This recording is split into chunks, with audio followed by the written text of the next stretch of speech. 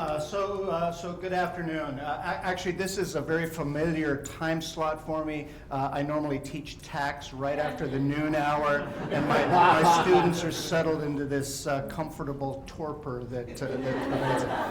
I guess a couple of things. First, it's a real treat to be here, and I can tell you that I am personally giving lie to the 10% retention. I may be delusional, but I actually think I'm going to remember well more than 10% of what I've heard this morning. Second, those of you familiar with Sesame Street know they have this great little thing where which one of these is different from the rest. And so, not to keep you in suspense, I am going to be the one that actually uses notes in my presentation. And then finally, let me bare my soul to you and confess my insecurities. I now have this incredible self-consciousness. You know, are my slides in the right font? Have I captured the focal points? Are my transitions going to be okay? Will I actually be able to get from here to there? Are the stakes really high enough? Am I going to impress upon you the sense of immediacy of my presentation? And worst of all, I'm doing this without a podium, and I actually am fearful that some of you may leap over the desk and attack me during my presentation. So with that, here goes. Now my talk is legal education through the looking glass. And I neatly divide my talk, so as not to confuse you, I neatly divide my talk into three parts. And they are in order: 3 protagonists, 7 observations that I'll try to make in 7 minutes, and then the briefest of glimpses into the future.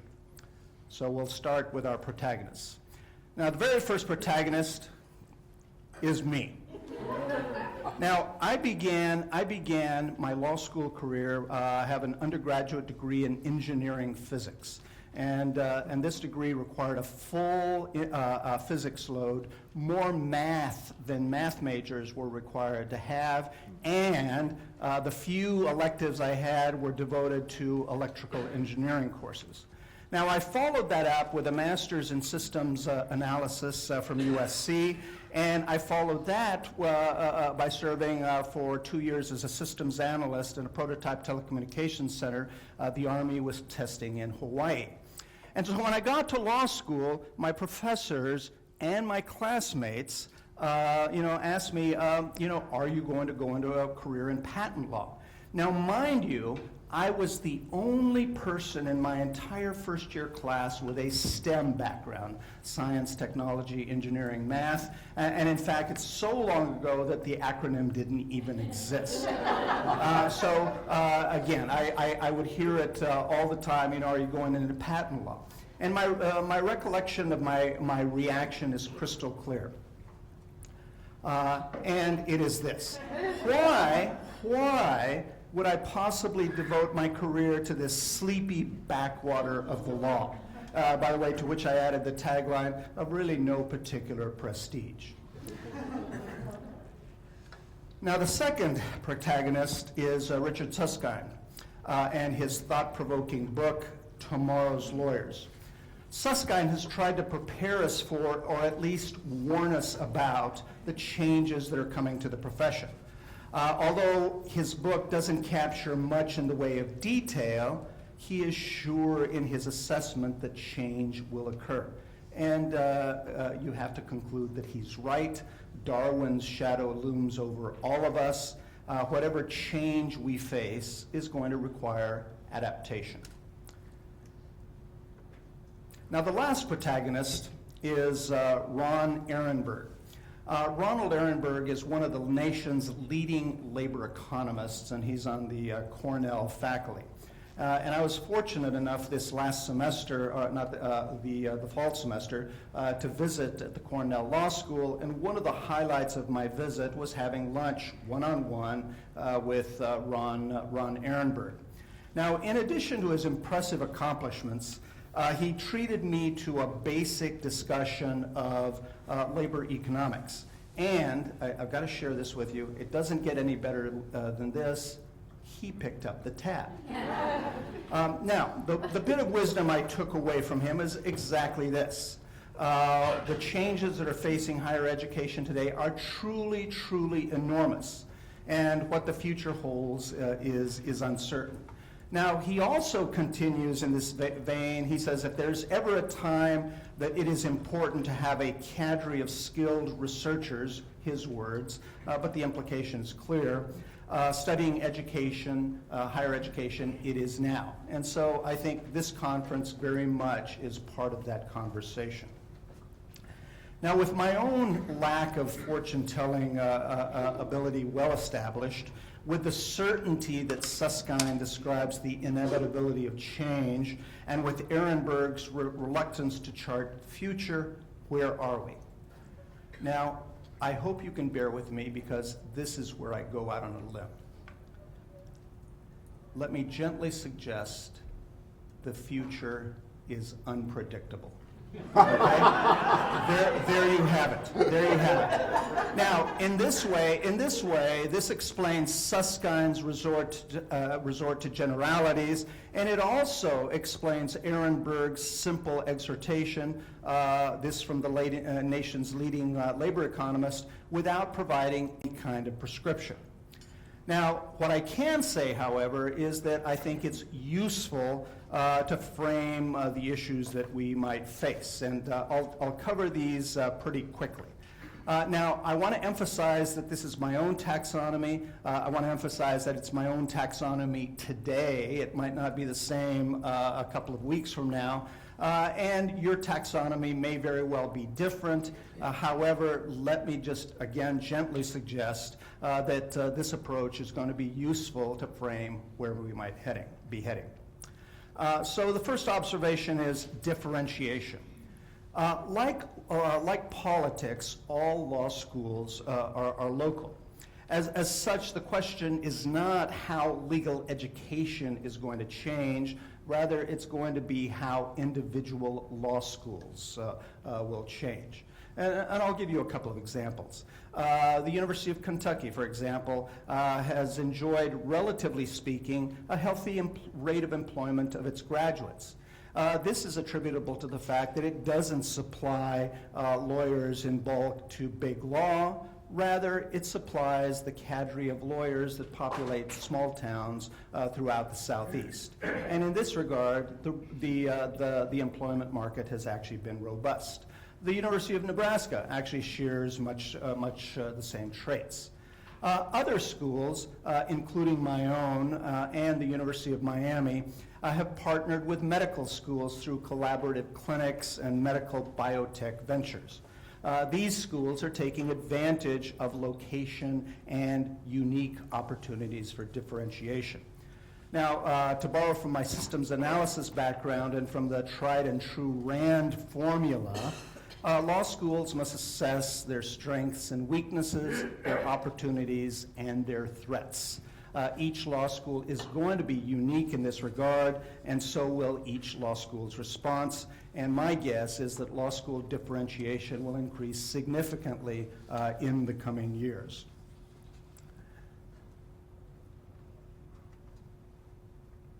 Okay. The role of the university. Law schools are not divorced from their universities. Law deans, even the most accomplished, even the most heralded, like Dean Claudio Grossman, are middle management. And most law schools are units within their larger universities. Some law schools are insignificant budget items within their larger universities. It's easy to say that Arizona State Law School, for example, exists with about 600 students. It is housed in a university that had fall 2012 enrollment of well more than 72,000 students. I like to joke that the university's paperclip budget probably eclipses the law school budget. Now, it's easy to see where that law school faces a much different situation than, say, Washington and Lee Law School, which numbers about 400 law students. However, it's housed in a university with an enrollment of slightly more than 2,100 students, including the law school. Moreover, some university presidents and provosts will continue to provide support to law schools in hard times, and this ability is going to be the function of overall enrollments, endowment, willingness, and in the case of public universities, state support. Some law schools are independent and have no university upon which to draw on. I'll also mention that these schools neither have a university that sees them as cash cows. The short of it is, university rules matter. Productivity and costs. This is one of Ron Ehrenberg's main concerns. The cost of legal education has increased well beyond the rate of inflation. I take pains, however, to emphasize that this increase has not occurred in a vacuum. It hasn't occurred by itself. We have tended to mirror the increased cost generally of higher education.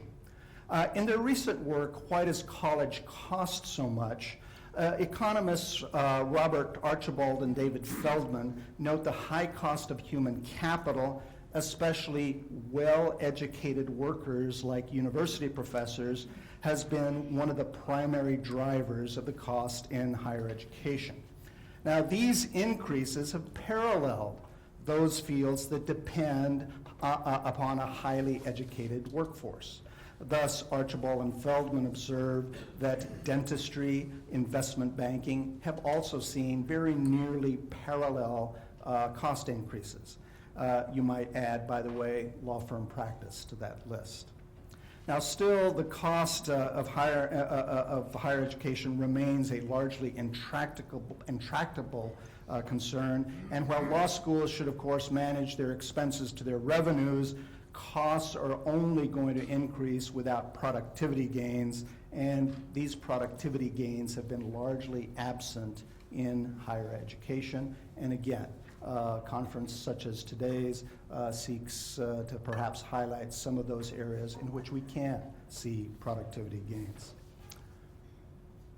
Revenue streams. Now, in order to survive, any enterprise is at risk to the extent it is dependent on a single revenue stream.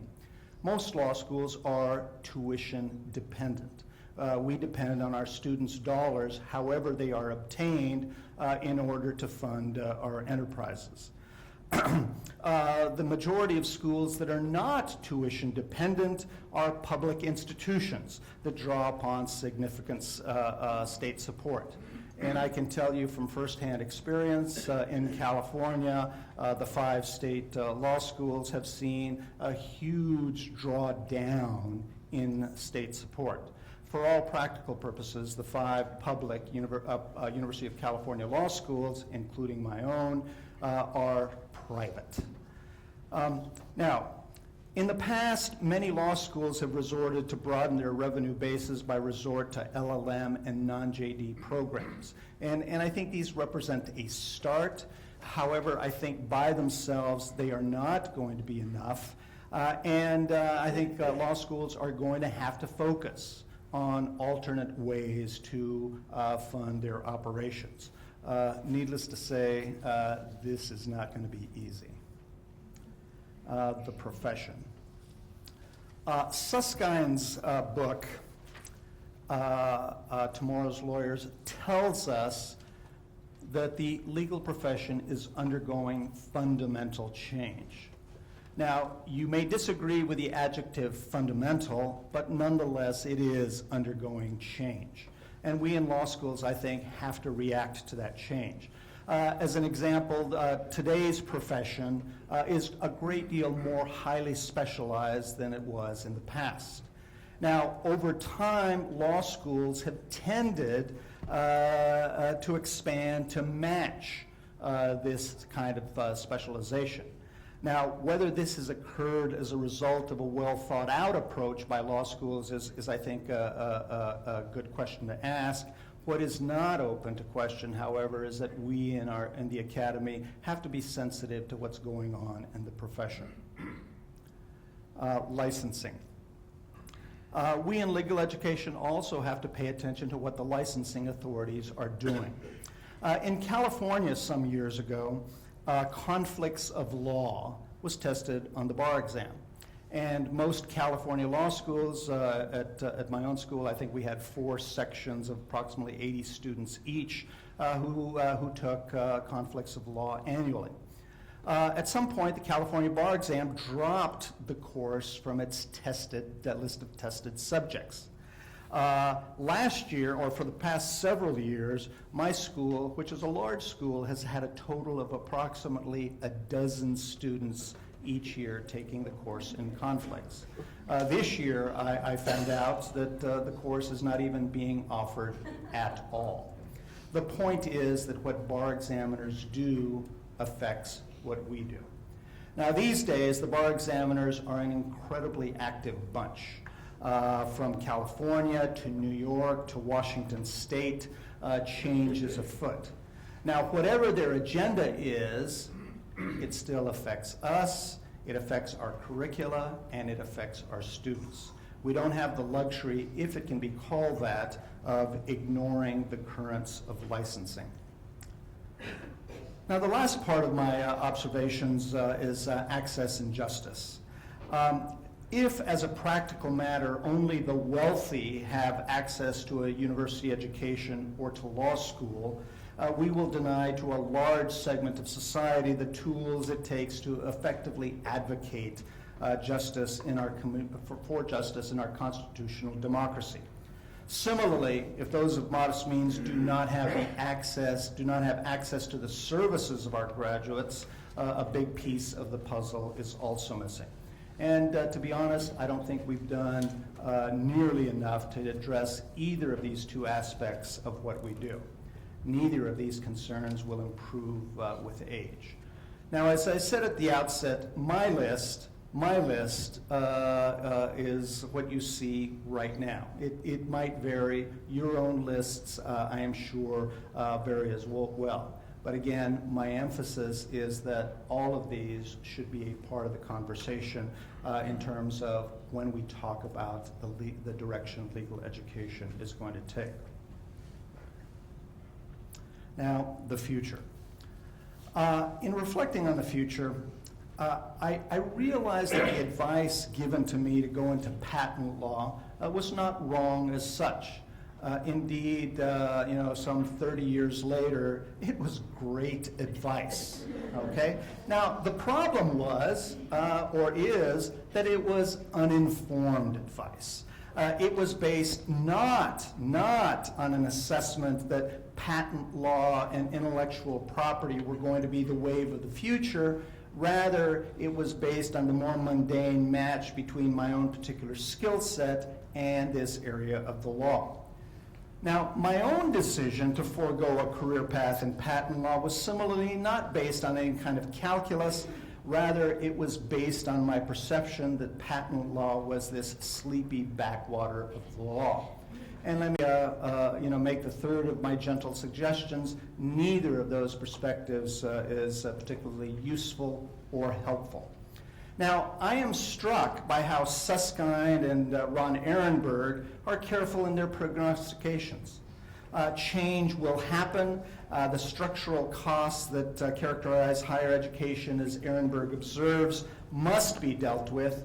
However, the steps that we take to deal with these issues must be the result of careful study and must take into account individual law school circumstances and not the result of irrelevant or immaterial, or in my case, misguided considerations. My hope is that these observations that I've made describe most of the factors that matter. It is these that should take our time, energy, and talent, and this is the only way that we will see to a good future. Thank you very much. I appreciate your attention.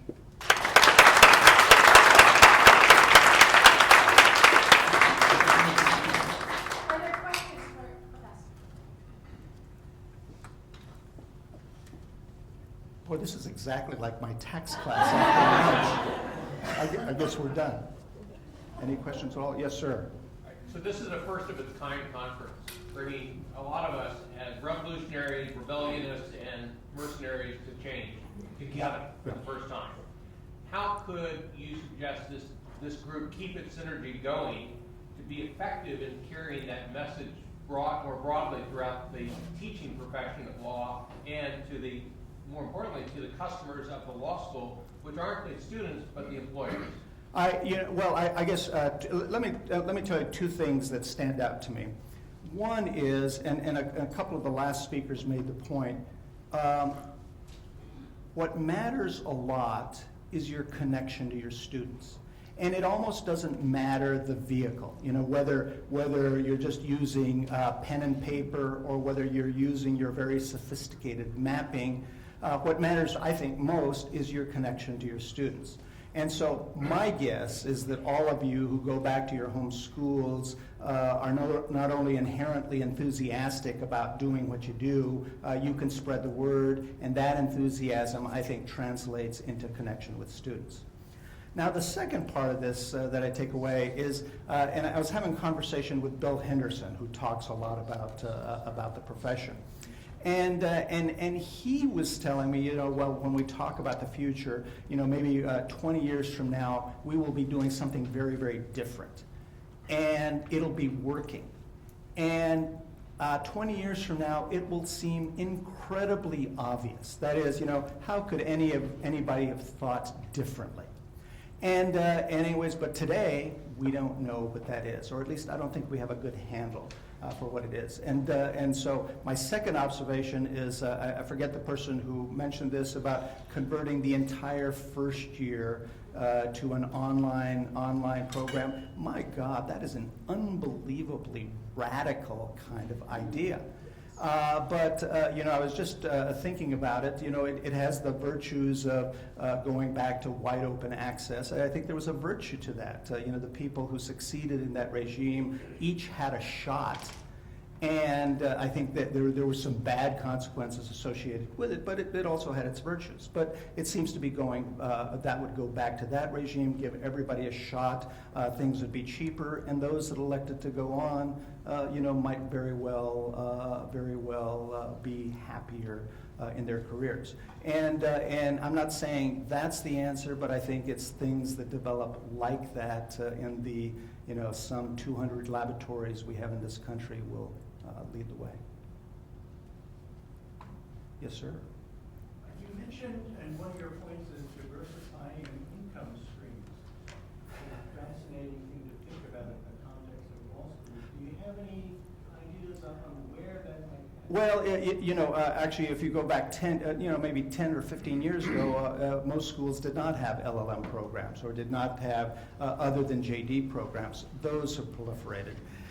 I'd be tempted to say, but I've seen it experimented with, and it doesn't seem to work out terribly well, CLE.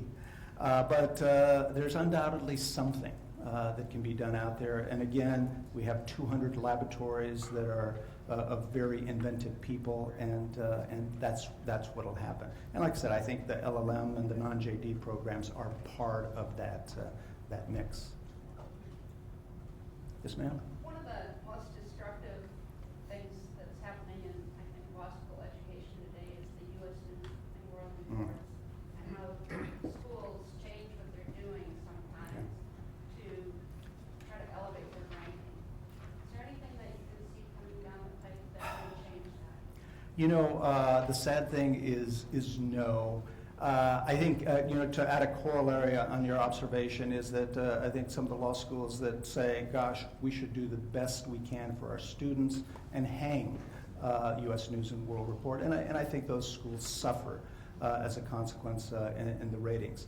I know one thing we started this last year when I was on the hot seat at the AALS is we are trying to ramp up our communications capacity, because I think a very one-sided view of legal education and what's going on is being presented to the world.